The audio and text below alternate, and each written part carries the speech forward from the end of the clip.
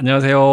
행꿈사의 빌런입니다. 제가 공매 낙찰반 진행하면서 많이 받는 물건 문의가 있습니다. 바로 소액 물건입니다. 이 공매에서 소액 물건이 진짜 투자 가능한지 질문들을 많이 주시는데요. 그만큼 소액 부동산 물건 투자에 관심이 많으십니다. 이 공매 물건을 검색을 해보시면은 물건이 많지는 않습니다. 물건이 많지 않다는 것이 또 우리 대한민국 전체로 봤을 때는 뭐 경제 상황이 크게 어렵지 않다 이렇게 볼 수도 있을 텐데, 그래도 소액으로 하실 수 있는 것들이 꾸준하게는 또 나옵니다. 그리고 처음 투자를 하시는 거면은 빌라보다도 아파트 투자를 하시는 게 안전하시겠죠. 그래서 제가 오늘 소액 공매 물건 아파트를 하나 소개를 해드리겠습니다. 감정평가 금액이 5천만 원대이죠. 그런데 지금 최저가는 3천만 원 초반입니다. 그리고 실거래된 물건들도 보시면 최근에는 한 3,900만 원 정도의 실거래가 되었고요. 그 전에는 한 4,300만 원, 4,500만 원까지도 거래가 된 물건이 있습니다. 이 아파트의 사용 승인을 받은 시점이 97년도이고요. 97년이면은 조금만 더 있으면 이제 30년이 되는 것이죠. 그렇다 보니까 물건에 하자가 좀 있다라고 한다면 더 싸게 매각이 될 수가 있을 겁니다. 그래서 대략적으로 시세는 한 3,500에서 한 4천만 원 정도 사이로 보실 수가 있겠고요. 시세 조사를 하셨을 때 이 물건을 소리를 안 하고도 한 4천만 원 정도에 팔 수가 있다라고 한다면은 지금 최저가 인근에 한번 입찰을 생각을 해보실 수가 있겠고요. 시세가 한 3,500만 원 정도 된다. 그러면은 더 유찰시켜가지고 더 싼 금액에 입찰을 생각을 해보실 수가 있을 겁니다. 여기 입찰 정보를 보시면은 날짜별로 얼마에 입찰을 할 수 있는지 금액이 다 나와 있습니다. 이 표를 보시고 계획을 세우시면 되겠고요. 그러면은 이 물건에 대해서 조금 더 상세하게 어떤 물건인지 파악을 해보겠습니다. 물건 소재지가 천안입니다. 천안 서북구에 있는 물건인데 완전 나홀로 아파트죠. 인근에는 밭이고 논밖에 없는 것 같기도 한데 아파트가 뜬금없이 한가운데 있어가지고 살 사람이 있나? 이렇게 생각하실 수가 있을 겁니다. 400세대가 넘어가고요. 그럼 이렇게 있다는 거, 수요가 있기는 있다는 것이죠. 그리고 또 실거래가 아예 없지도 않습니다. 최근에는 많지는 않지만 한 10건 정도는 있는 상태이고 또 전세 거래도 꾸준하게 있는 그런 물건입니다. 지도를 보시면은 남측편에 공업지역이 있죠. 여기가 바로 천안 산업단지입니다. 위성뷰를 보시면은 개별 단위 입지의 공장들이 인근에 많이 있습니다. 이 공장들을 다 보시면은 회사 이름들이 다 적혀 있습니다. 실제로 운영을 하는 곳인지 직접 한번 조사를 해보실 수가 있겠고요. 그래서 지도만 딱 봤을 때는 이 개별 단위 입지의 공장과 인근의 산업단지에 소재한 회사들이 기숙사 수요로 많이 있을 걸로 보입니다. 그래서 실거주 목적으로 사시는 분들도 계시겠지만 회사들이 기숙사로 사용하기 위해서 임차를 하거나 혹은 또 매수를 해서 사용을 할 걸로 예상이 됩니다. 이 부분은 한번 추가적인 조사는 필요합니다. 입찰을 하실 분들께서 직접 조사를 해주셔야 되겠고요. 이 물건 인근에 있는 중개소장님 통해서 조사를 해주시면 됩니다. 네이버로 가시면 물건 등록을 해두신 분들이 계시죠. 그래서 그분들은 이제 적극적으로 광고를 하시는 분들입니다. 직접 전화를 드려가지고 이 물건에 대해서 문의를 드리면은 많은 정보를 파악을 하실 수가 있을 겁니다. 호가로 나온 매물들은 또 적지는 않기 때문에 혹시나 이 매물들이 다 중복되는 게 아니라 매물이 좀 많이 쌓이는 것은 아닌지 또 별도로 확인이 필요해 보이시고요. 천안이 이렇게 회사들이 많다라고는 하지만은 또 최근에 경기가 워낙 안 좋습니다. 기숙사 수요가 좀 많이 끊어졌다 이럴 수도 있으니까 현장 조사가 꼭 필요하십니다. 그리고 이 물건의 권리 관계를 한번 확인을 해보셔야 될 텐데요. 재산 종류가 압류 재산입니다.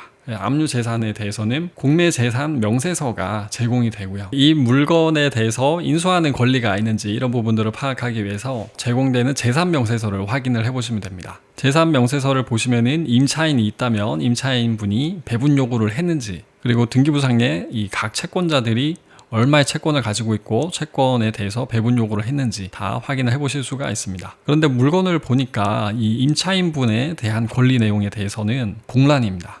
임차인분이 있다고 해도 배분 요구를 안 했을 수가 있고요. 근데 현황 조사 내용을 보시면은 담당자분께서 전입세대 확인서를 열람을 해주셨는데 전입세대주 없음이라고 되어 있습니다. 그래서 보통은 이 직접 전입세대 확인서를 확인을 해주시기 때문에 그 서류를 통해 가지고 전입세대주가 있는지 없는지 정도는 확인하실 수가 있으신데요. 지금 보니까 전입세대주가 없으면 대항력에 대해서는 걱정하지 않으셔도 되겠죠.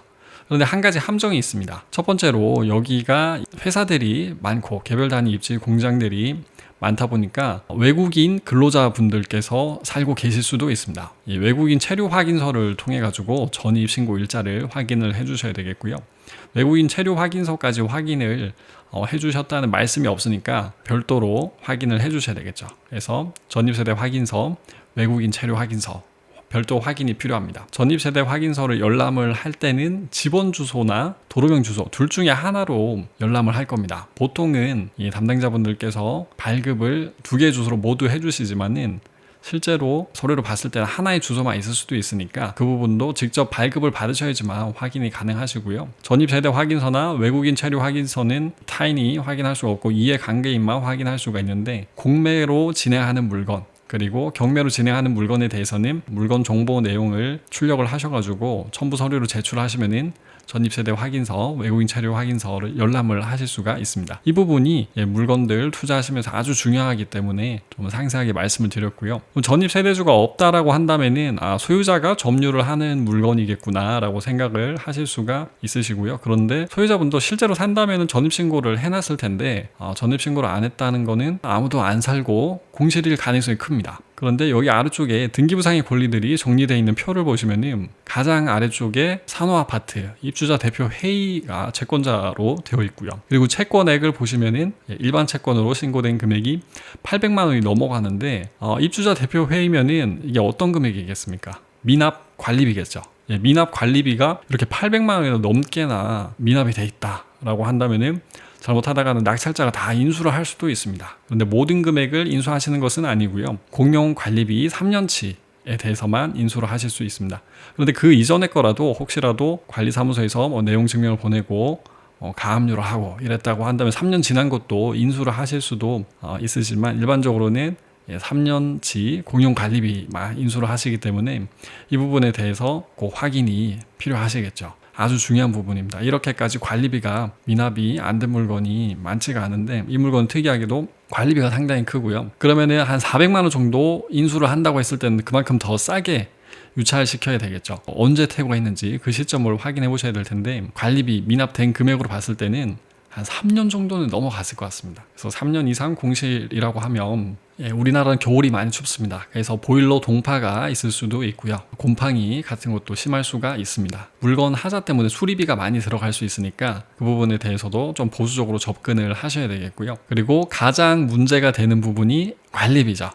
관리비 공용 부분 3년치를 다 인수를 하시는 거니까 최대 800만 원이 될 수가 있습니다. 그래서 그 부분을 관리사무소에 전화를 하셔가지고 말씀을 부탁드리면은 개인정보라고 안 알려주려고 하는 것도 있는데 질문을 드린 이유가 금액을 드리려고 하는 것이기 때문에 그렇게 설명을 드리면은 또 알려주십니다. 그렇게 확인하셔가지고 입찰가를 지금 최저가에 입찰하실지 아니면 더 유찰시켜서 입찰할지 확인을 해보시면 되겠고요. 종잣돈 한 4천만 원 정도 가지고 계시면은 대출 없이 투자를 한번 생각을 해보실 수가 있겠죠. 잔금도 대출 없이 납부를 하시고 그럼 최대한 빨리 납부를 하실 수 있습니다. 낙찰 받으셔가지고 한 10일 정도 있으면 잔금 납부를 하실 수가 있거든요. 그럼 소유권 이전 등기하시고 수리가 필요하면 수리를 하시고 물건 내놓으면은 전세 같은 경우에는 좀 더 빨리 나갈 수도 있을 것 같고요. 월세 세팅으로도 괜찮을 것 같습니다. 혹시나 여유가 있으셔가지고 월세 세팅해서 현금 흐름을 만들고 싶은 분이시다 라고 하시면은 월세 30만 원 정도는 받을 수가 있기 때문에 한 3,500만 원 정도 투자하셔가지고 한 360만 원씩 그 월세가 나온다 라고 하면은 대략적으로 10%는 나옵니다.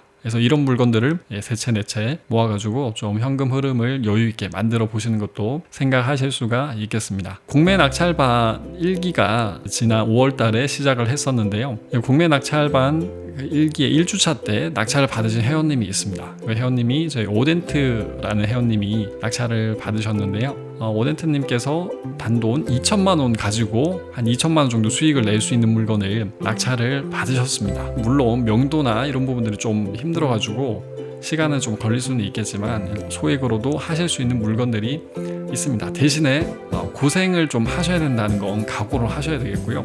투자금이 여유가 있으시면 있으실수록 조금 더 편하게 투자를 하실 수가 있으시지만 소액의 종잣돈을 가지고 투자를 하실 때는 조금 더 고생을 할 각오가 필요합니다. 소액 공매 물건을 소개를 해드렸고요. 이 공매 물건 접근하는 데 있어서 꼭 필요한 부분들도 같이 말씀을 드렸습니다. 오늘 영상 도움이 되셨다면 구독과 좋아요 부탁드리고요. 저는 공매 낙찰반에서 회원님들과 투자금을 불려가는 빌리언이었습니다. 시청해주셔서 고맙습니다.